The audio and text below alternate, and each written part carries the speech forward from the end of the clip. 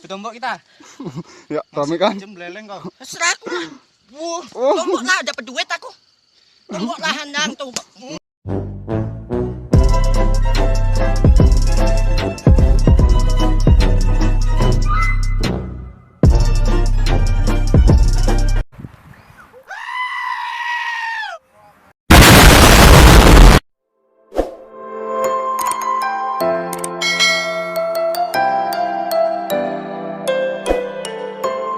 Tuh guys, kalian subscribe guys yang mau nonton konten ojol ya, konten taksol nih ya guys ya, Koko Elektrik ya guys ya. Yo guys, hari ini saya pengen bikin video lagi ya guys ya, buat hitung-hitungan. Seandainya kalau saya ngambil mobil bensin yang 2 baris sama mobil listrik yang saya punya Wuling REV, gimana ya guys ya. Yuk, pembandingannya apa aja, benefit apa aja ya. Seperti kalau mobil listrik kan dia bagusnya itu anti ganjil genap. Kalau ganjil genap itu dia nggak termasuk, nggak apa-apa. Tapi kalau mobil bensin, yang penting bensin itu kan mobil 4 roda udah termasuk ganjil genap, harus diperhatiin ya guys ya. Jadi kita buat hitung-hitungan dulu berapa perbedaannya, ada perbedaan di mana, kekurangannya di mana, kelebihannya di mana. Yuk kita lihat dulu ya guys ya. A few moments later. Yo guys, ini hitung-hitungannya guys ya. Tadi udah saya buatin hitung-hitungannya. Ini yang di atas mobil bensin, kalau yang ini mobil listrik ya guys ya. Jadi kita hitung-hitungan aja. Ibarat kata ya opini pribadi lah ya. Yang saya alamin, yang saya tahu dan saya mengerti ya saya sampaikan di video ini aja. Kalau emang ada yang kurang, mohon maaf ya, di komen aja di komen aja. Yo guys, jadi ini mobil bensin yang 2 baris ya, yang 2 baris seperti Agya, Ayla ataupun Brio lah, yang sekelas gitu lah guys ya. Yang 2 baris ya buat nge-grab aja gitu. Jadi ini 2 baris. Terus ini kok ada 120 km. Ini kita bandinginnya ke garansi mobil listrik ya guys ya. Ini kalau garansi mobil listrik yang saya punya itu 120 km ataupun 8 tahun, mana yang dicapai duluan. Nah, jadi saya hitungnya dari sini aja. Terus harga mobil mobil yang 2 barisnya itu kita hitungnya aja yang 150 juta lah ya, yang tipe murahnya. Matic yang tipe murahnya. Kalau yang sekarang sih mobil-mobil yang dua baris itu kadang-kadang udah menyampai 200-an juta lah. Ada juga yang tipe tertingginya ya udah 200-an, 250, hampir 250 ataupun 220 lah. Jadi kita hitung aja yang paling rendah Matic 150 juta. Nah, kalau ini Pertalite 1 banding 10. Jadi 1 liter itu bandingnya 10 km per liter. Jadi hitungannya gitu aja ya guys ya. Kalau untuk harganya itu 1 liternya itu kan sekarang 10.000. Jadi 1 kilometernya itu berarti kenanya 1.000 rupiah ya kan. Nah 1.000 rupiah, jadi 1.000 dikali 120 km sama dengan 120 juta. Ini kurang lebihnya ya guys ya. Kurang lebihnya ya, bagi yang ngerti pasti ngerti kok. Pasti ngerti. Kalau ini harga mobilnya. Kalau ini harga mobilnya 150 juta. Harga mobil ya.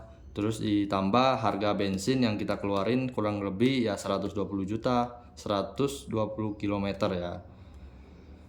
120 juta di 120 km ditotalin jadi 270 juta. Itu kurang lebihnya, tergantung kita ngambilnya mobilnya kayak gimana. Kalau kita ngambilnya mobilnya di 180 juta yang Matic ya 200 lebih, hampir 300, udah 300 juta. Tapi kalau kita ngambilnya yang yang mobil 2 baris yang tipe tertinggi bisa di atas 200 juta. Itu udah lebih dari 300 juta itu. Udah lebih, udah bisa mencapai 350 juta.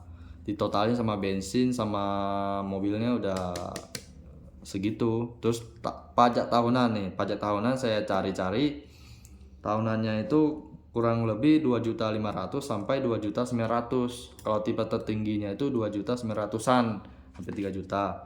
Sedangkan kalau yang tipe menengah atau ke bawahnya itu 2.500.000. Nah, ini kalau mobil bensin ya guys ya. Kalau mobil bensin pengeluarannya dan hitung-hitungannya seperti gini yang saya tahu dan saya pelajarin ya. Kalau ini Wuling REV yang saya punya sekarang ya, yang saya punya long range yang jaraknya itu 300 km. Sekali ngecas penuh dari 0 sampai 100% 300 km. Itu kita hitungnya ini 120.000 km sama ini sama ya. Jadi ini garansinya. Ini garansi Wuling REV, kita hitungnya harus dari gini juga. Terus harga mobilnya itu 260 juta. 260 juta umumnya sampai sekarang ya. Soalnya saya ngambilnya itu di bawah dikit. Saya nego dikit di bawah ini bisa gitu. Ini untuk harga mobil cash ya. Kalau kredit beda lagi. Kalau kredit kan pasti ada bunganya segala macem ya. Kalau ini kita hitung-hitungan mobil cash ya. Kalau mobil cash di harga 260 juta, kalau mobil listrik bisa di bawah dikit lah, dikit beberapa lagi lah gitu. Bisa yang saya tanya ke beberapa Wuling dealer Wuling sih. Ya dia potong diskon segala macam ya 260 juta. Ya kalau didiskonin lagi bisa dikit tapi harus buat ya uang DP-nya aja, takutnya dinego-nego, takutnya cuma nanya doang gitu. Tapi bisa dikurangin lagi angka 260 juta itu berapa lagi ya saya kurang tahu ya. Nah, kembali lagi ke masing-masing dealernya. Terus ini listrik dia kan hitungnya per kWh. kWh itu ibarat kata liter lah. Kalau di bensin itu ibarat kata liter. 1 kWh itu kan 1.700 itu kita hitungannya ngecas di rumah ya. Kalau di SPKLU ataupun di luar itu 2.400-an, hampir 2.500 lah. Kena pajak ini segala macam 1.500 ya kalau pajaknya segala macam ya. Ya beda lagi. Ini kita hitungannya itu di cas di rumah aja ya. Terus ini 300 km kan daya jelajahnya sekali ngecas penuh. Terus ini daya tampungnya itu 26,7 kW. Nah, 300 km dibagi 26,7 kW berarti 1 kW nya itu bisa jalan 11,2 km run ya. Kurang lebih lah segitu ya, kurang lebih 11,2 km-an yang bisa ditempuh kalau 1 kW. Terus 1 kW-nya itu kan harganya 1.700 dibagi 11,2 km ya kan, dibagi 11,2 km sama dengan 1 kilometernya itu berarti di harga 151,7 rupiah. Jadi 100 rupiahan lah, kurang dari 200 rupiah satu kilometernya ya. Jadi harganya itu kan 1 kilometernya itu kan 151,7 perak rupiah dikali 120.000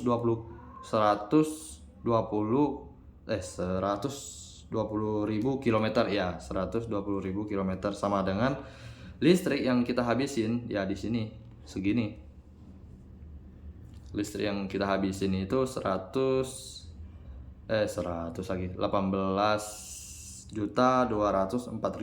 ya, itu yang kita habisin Kalau jarak yang kita habisin 120 km, ya kembali lagi samalah, hampir samalah kurang lebih kayak gini, 120 km. Nah, jadi harga mobilnya itu kan 260 juta. Kita hitungnya 260 juta ditambah harga listrik yang kita habisin sejauh jarak 120.000 km, ya kita habiskan biaya listriknya itu 18 juta 204.000. Jadi ditambah 260 juta, jadi totalnya 278 juta 204.000 rupiah. Ya kurang lebih bedanya lumayan ya. Terus kembali lagi, kalau mobil yang 150 juta itu mobil bensin yang 2 baris itu biasanya mobilnya itu terendah Matic terendah ya. Nggak tahu masih dapat nggak sekarang ya. Ya mudah-mudahan masih dapat. Kalau seandainya masih dapat, ya terendah, bisa aja apa aja yang dikurangi, banyak yang fitur-fitur yang banyak, benar-benar banyak yang dikurangin. Sedangkan kalau di mobil listrik seharga 260 juta ini fiturnya itu udah banyak banget ya guys, udah banyak banget. Ada IOV-nya. IOV itu kayak kita bisa nge-track mobil kita di mana pakai aplikasi, kita bisa buka kunci menggunakan HP segala macem, banyak yang bagusnya ya. Itu layar mobilnya juga ada udah LED ya, udah display gitu, udah bagus. Jadi kalau dibandingin, sebenarnya dibandinginnya itu bagusan mobil listrik, cuma dia harus ngantri. Kalau beda kalau mobil bensin, sedangkan mobil bensin yang Pertalite itu dia ngantri doang. Ngantrinya itu mungkin bisa lama, bisa cepat. Tapi kalau bedanya mobil listrik, kalau mobil listrik itu kalau kita ngecas harus sabar nunggunya. Kalau dari 0 sampai 100% itu kalau menggunakan cas biasa itu bisa sampai 12 jam dari 0 sampai 100%. Tapi kalau menggunakan casan yang cepat itu kurang lebih 4 sampai 5 jam. Ya, kurang lebih ya segitu. Tapi kalau bensin kalau udah diisi mau berapapun masuk, ya udah berapa menit udah bisa jalan lagi. Kalau ini harus nunggu lagi ngecas. Jadi bagusnya itu ngecasnya itu tengah malam, jadi paginya tinggal pakai. Terus jangan sampai lupa ngecas malamnya. Kalau malamnya lupa ngecas, udah paginya bisa-bisa gagal jalan lagi. Tadinya kita mau jalan-jalan ataupun mau pergi buru-buru, bisa-bisa gagal menggunakan mobil listrik kalau kita lupa ngecas. Ya kelebihan-kekurangannya gitu. Tapi kalau mobil bensin itu kan masih bisa kena ganjil genap. Kalau mobil listrik bagusnya itu dia udah free, gak ada ganjil genapnya. Bedanya di situ juga sih. Terus pajak tahunannya Wuling REV mobil listrik itu kisaran 300-an sampai 500 ribuan. Kalau di STNK saya, saya kasih lihat dah biayanya berapa kalau mobil listrik di STNK mobil saya ya.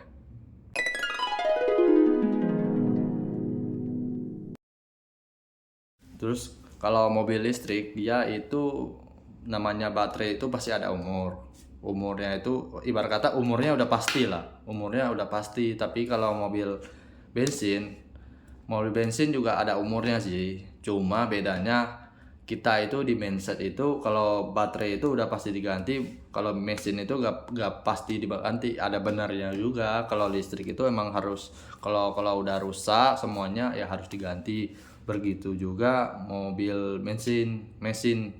Kalau mesin bensin kayak gitu ya, kalau rusak ya harus diganti juga, harus. Apalagi kita menggunakan Pertalite ya, mobil menggunakan bensin Pertalite ya, syukur-syukuran bisa aja tahun ketiga, tahun kedua itu bisa rusak gitu loh. Rusak apanya yang harus diganti. Ya begitu juga di mobil listrik. Bedanya kalau mobil listrik itu dia ada komponennya, ada berapa bagian komponen. Kalau bagian 1 sampai 8, kalau satunya nomor 3 yang rusak ya udah diganti bagian 3. Tapi kalau semuanya rusak ya udah harus diganti semuanya. Jadi itu ibarat kata ganti baterai gitu. Bukan berarti baterainya kan Wuling REV baterainya kalau nggak salah ada 8, kotak-kotaknya. Terus kalau rusak nomor 3 kan semua ganti, gak gitu juga, ganti salah satunya. Kalau ininya udah rusak gak bisa jalan, ya udah ini ganti gitu, ibarat kata ya gitu.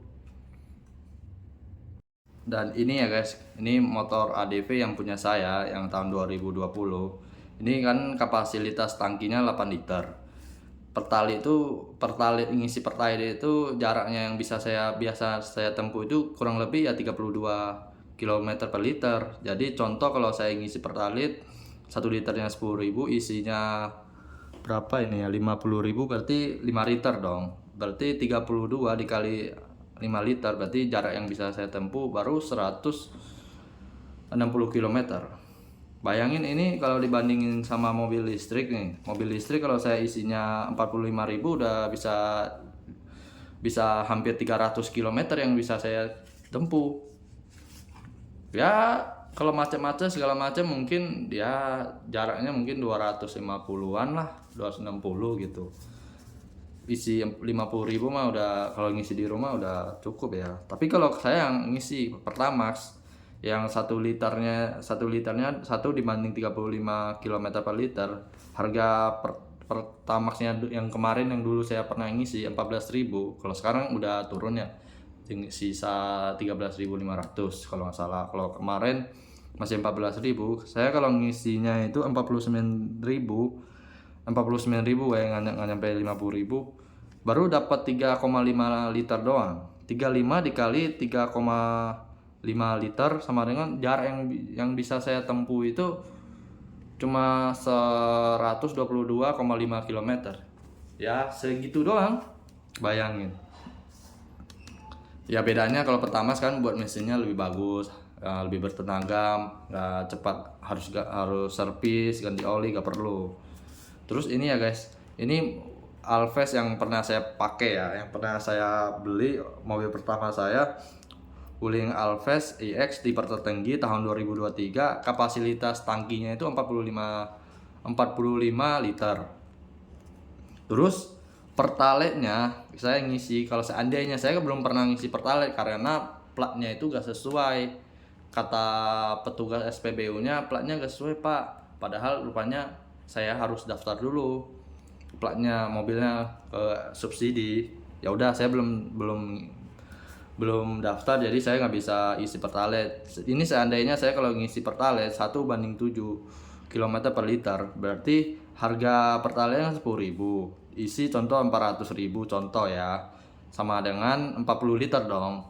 7 km kali 40 liter sama dengan jarak yang bisa saya tempuh kalau isi 400.000 baru 280 km yang bisa saya tempuh. Ini yang bisa saya tempuh ya.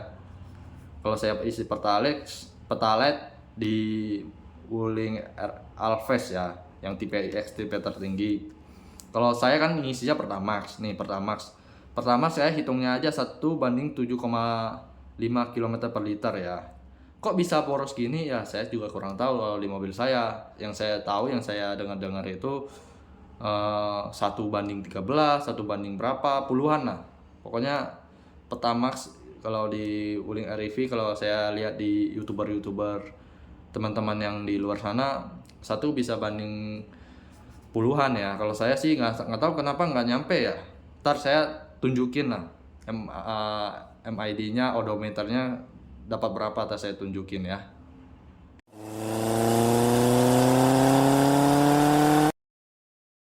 Nah, guys, 1:7,5 km per liter. Contoh, saya isi nih Pertamax kan kemarin saya isinya 14.000 per liter.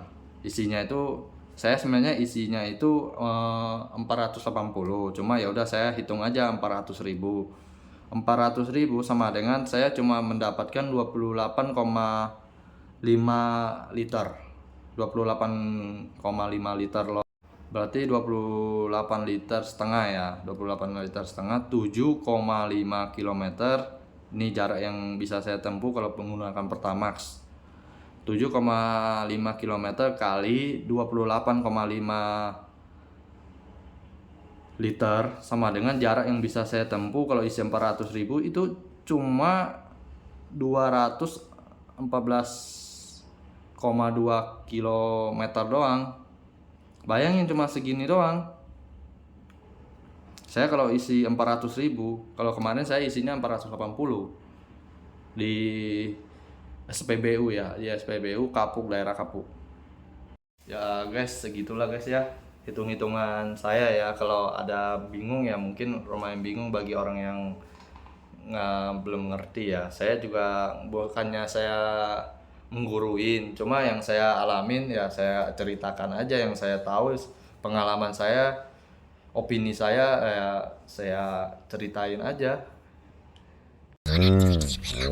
Macam tak betul je budak ni.